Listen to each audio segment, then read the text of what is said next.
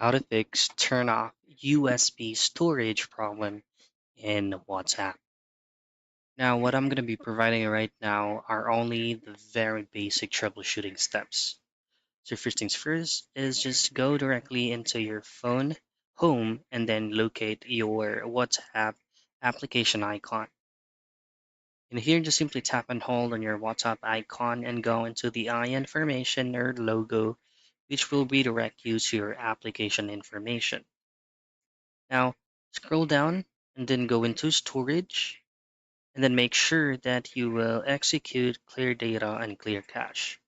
Try to reopen your WhatsApp application again if it is already fixed.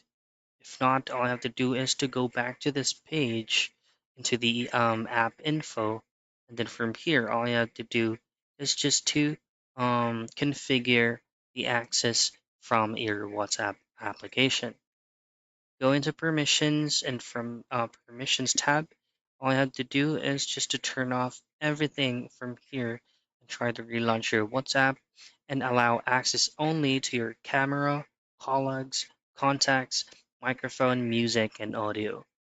And those are the things that you can do for you to be able to fix turn off USB storage problem in WhatsApp.